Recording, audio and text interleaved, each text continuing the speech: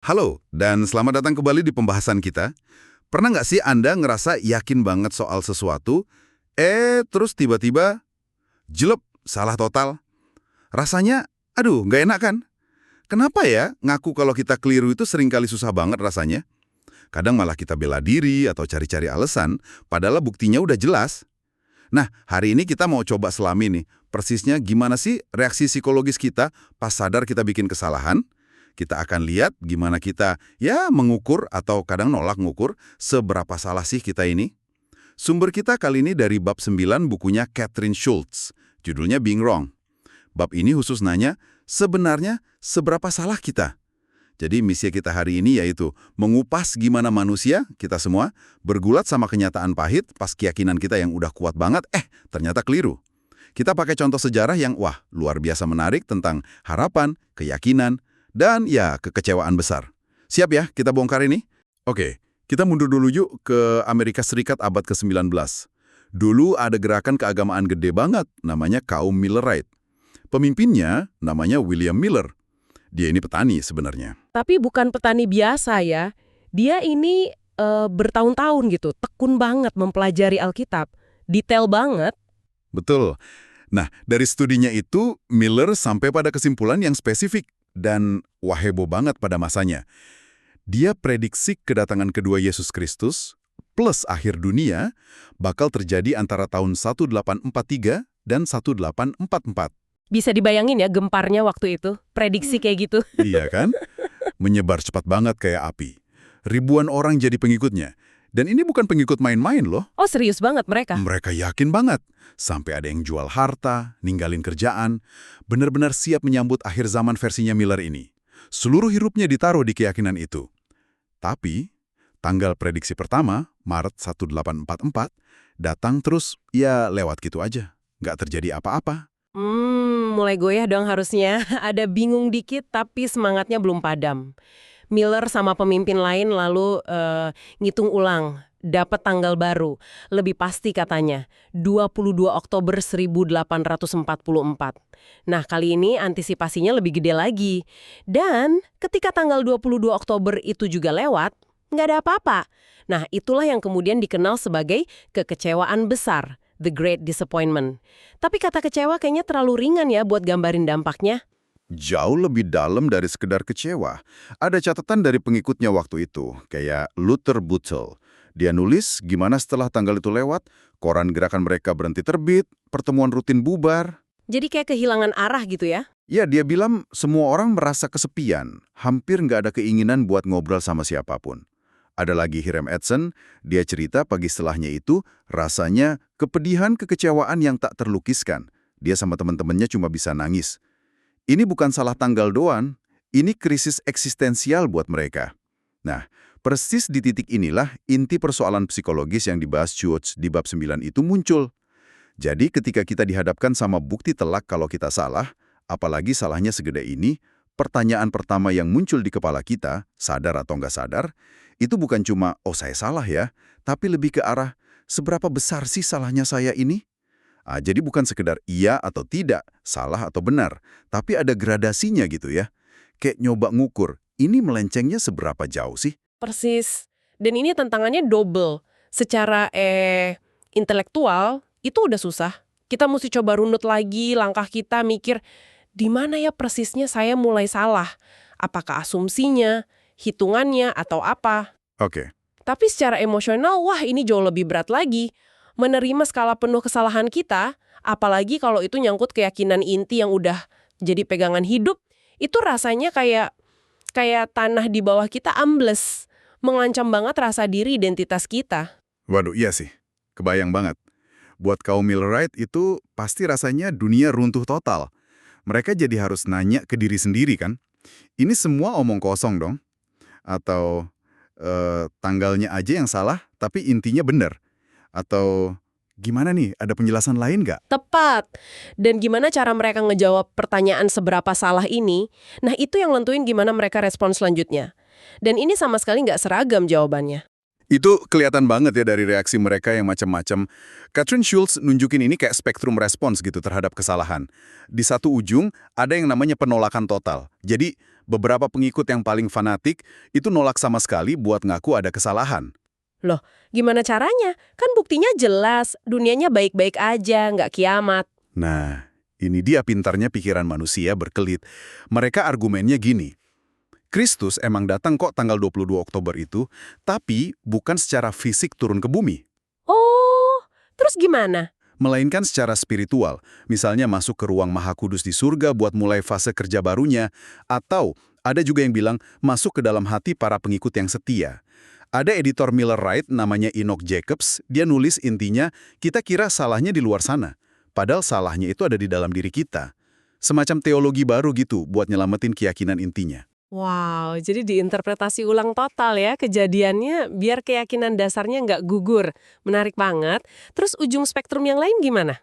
Di ujung lain, ada penerimaan. Tapi ini juga nggak satu jenis. Banyak yang ngaku, oke, ya kita salah. Tapi tingkat nerimanya itu beda-beda. Ada yang saking hancurnya, ya udah, tinggalin iman sama sekali. Ada yang gitu ya? Ada.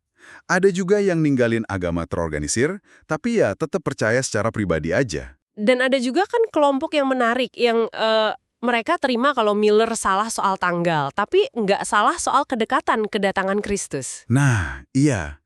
Mereka ini tetap pegang inti iman itu. Dan justru dari kelompok inilah lahir gerakan-gerakan baru. Yang paling gede itu Gereja Masehi Advent hari ke-7. Sampai sekarang masih ada dan besar kan? Jadi penerimaan yang parsial terhadap kesalahan malah bisa memicu inovasi ya, inovasi teologis, organisasi baru. Ini benar-benar nunjukin yang Anda bilang tadi ya. Penerimaan itu bukan tombol on-off. Bahkan pas kita bilang, oke deh saya salah. Di dalam diri kita tuh masih ada proses nego. Salahnya seberapa parah sih? Artinya apa nih buat saya? Apa aja yang harus saya ubah? Betul sekali. Skala kesalahan yang kita akui, itu yang nentuin respons kita. Apakah cukup dikoreksi dikit aja? Atau perlu dirombak besar-besaran? Atau malah harus ditinggalin semua? Dan dalam proses negosiasi internal ini, kita sering banget tanpa sadar pakai apa yang disebut Catherine Schulz, wrong buts, atau kalau kita Indonesiain, dalih salah tapi. Salah tapi, wah ini kayaknya sering banget kita dengar atau bahkan kita pakai sendiri ya. Semacam cara buat, bikin pukulan kesalahan itu nggak terlalu sakit gitu. Ngaku salah, tapi langsung disambung tapi buat ngasih konteks atau ngebatasin. Tepat sekali. Ini mekanisme pertahanan psikologis yang umum banget. Schulz mengidentifikasi beberapa pola yang kelihatan jelas juga di respons kaum Millerite. Misalnya nih, ada dalih nyaris benar atau near miss. Gimana tuh contohnya? Ya, kayak bilang, oke deh saya salah tanggalnya, tapi kan hampir benar. Konsepnya benar kok, cuma meleset dikit aja waktunya. Nah, ini bikin kesalahannya kerasa nggak fatal-fatal amat. Ah, iya.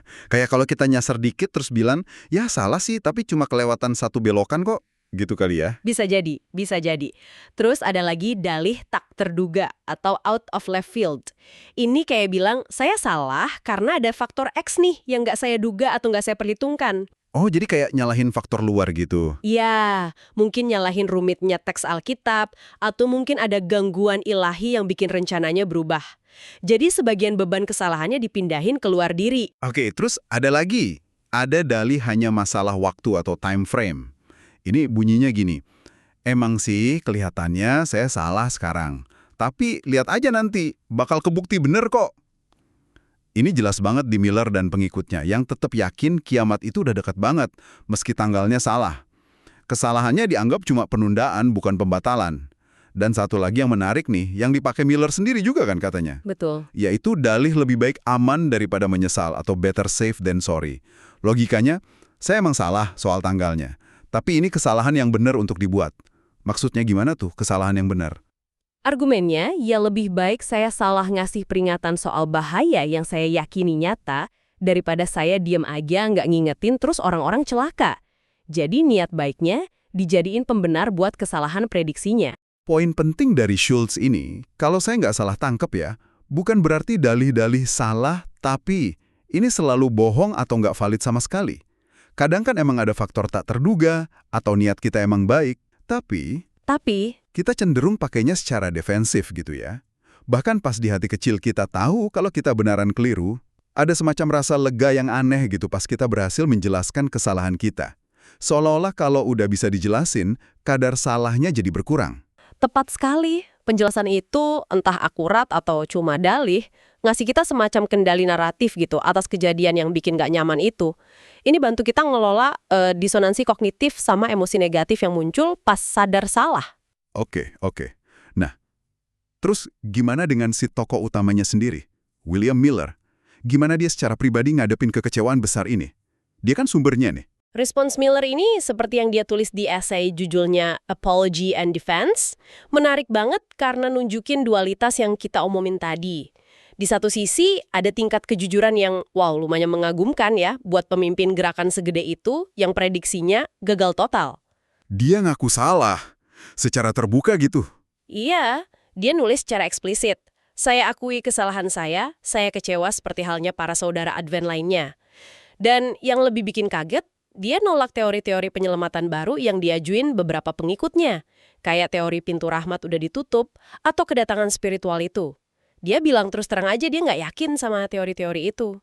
Wah, itu langka sih biasanya. Pemimpin kan biasanya cari cara buat jaga wibawa ya. Betul. Tapi... Nah kan, saya udah nebak nih ada tapinya. Haha. Ya tentu.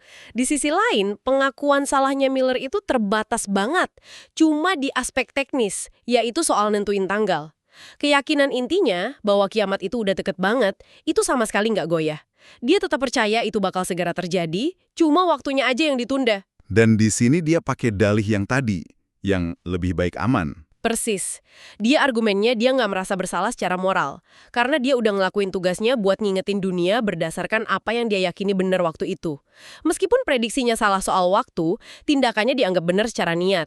Dia nulis, saya nggak bisa mencela diri sendiri karena telah dengan sadar melakukan apa yang saya yakini sebagai tugas saya. Wah, kompleks banget ya. Jadi dia ngaku salah prediksi, tapi nolak kalau dibilang salah bertindak atau salah motivasi. Dia pilah-pilah gitu ya aspek kesalahannya. Iya, persis begitu. Nah, setelah dengar cerita Miller Right and Response kaumnya ini, jadi kayak ngaca juga ya buat kita. Gimana nih dengan Anda yang lagi dengerin? Pernah nggak ngenalin pola-pola salah tapi ini di hidup Anda sendiri? Mungkin pas salah ambil keputusan, salah nilai orang, atau ya sesimpel salah jalan gitu. Gimana rasanya waktu itu? Bergulat sama perasaan campur aduk, malu, pengen bela diri, tapi ada juga mungkin rasa ingin jujur. Iya, memahami pola-pola ini yang diangkat Schultz lewat contoh Miller Right ini tujuannya bukan buat ngejudge diri sendiri atau orang lain sih, tapi lebih buat ningkatin kesadaran kita aja. Supaya lebih aware gitu ya. Betul. Sadar kapan kita cenderung pakai dalih, kapan kita susah nerima skala penuh kesalahan kita. Itu langkah pertama yang penting banget kalau kita mau benar-benar belajar dari pengalaman salah.